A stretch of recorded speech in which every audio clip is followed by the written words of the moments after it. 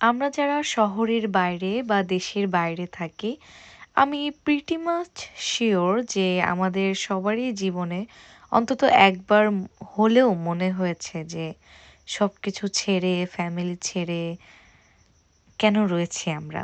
যাই তাদের কাছেই ফিরে যাই। আসসালামু আলাইকুম এভরিওয়ান, আমি Shamira Parveen. Welcome to my page or channel good girl Shamira. এবং আজকে আমি একটু রিয়েলিটি নিয়ে কথা বলবো। আমরা যারা ফ্যামিলি ছেড়ে থাকি আর কি, সেটা শহরের বাইরে হোক বা দেশের বাইরে হোক। তার আগে বলে রাখি, এই যে যেটা দেখতে পাচ্ছেন সেটা হলো queen Victoria building, Sydney, Australia. এটা হলো 2 বছর আগের ভিডিও আর কি।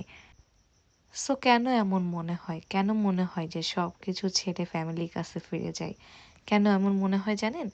কারণ এখানে একজন স্টুডেন্ট হিসেবে আমাকে পড়াশোনা চালাতে হয়, নিজের রান্না নিজে করতে হয়, টিউশন ফি ম্যানেজ করা লাগে, আবার পাশাপাশি ফ্রেন্ডস, সোশ্যাল লাইফ, সব কিছু ব্যালেন্স করতে হয়, সব কিছু একসাথে হ্যান্ডেল করতে হয়।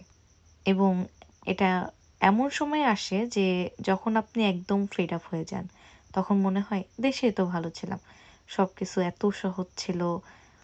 আর মাথায় একের পর এক প্রশ্ন আসে, কেন আমি একা আসলাম, কেন এত দূরে থাকার সিদ্ধান্ত নিলাম, কেন কমফর্ট জোন ছেড়ে আসলাম?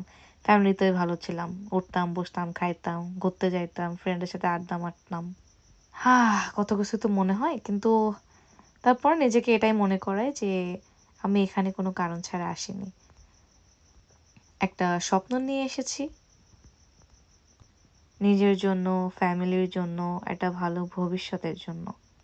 হয়তো এই জার্নিটা সহজ না, হয়তো মাঝে মাঝে ভেঙে পড়ি, আমাকে একটু ফিল্মি ডায়লগ মারতেছি, হোয়াট এভার।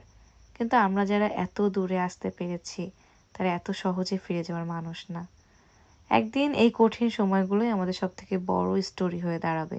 কারণ আমি অনেকজনকে দেখেছি মানুষের ফ্যামিলি স্যাক্রিফাইস করে আমাদের একটা ভালো লাইফের জন্য, যে যাও তোমরা শহরের বাইরে যাও, এখানে ভালো অপরচুনিটি নাই। দেশের বাইরে যাও, কজ এখানে এই দেশে ভালো অপরচুনিটি নাই।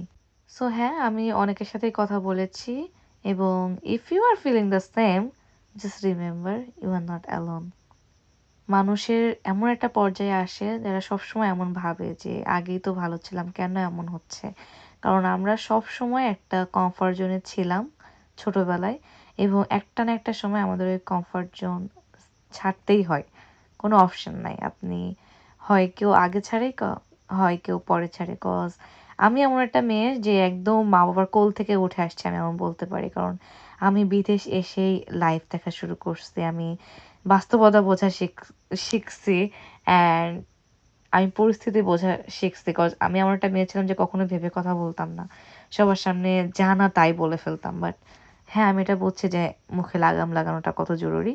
সো যাই হোক, আসসালামু আলাইকুম এভরিওয়ান। আমি আশা করি আমি যেটা বলতে চাচ্ছি আপনারা সেগুলো বুঝেছেন, এবং আমি যদি বোঝাই না বলতে পারি, আমি এগেইন সরি।